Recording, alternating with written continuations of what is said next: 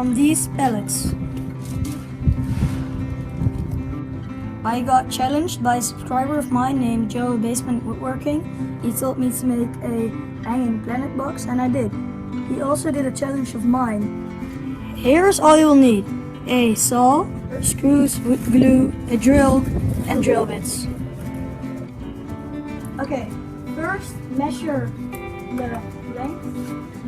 It's 70 centimeters, and then the depth, that is about 11 centimeters.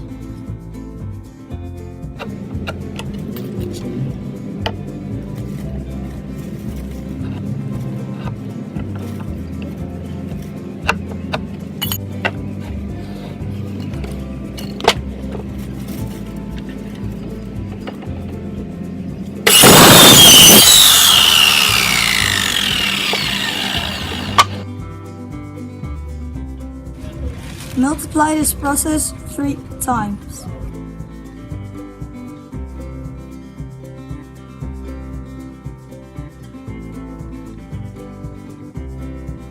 And then sink them with this bit to prevent the wood from splitting. Done. Now screw them in.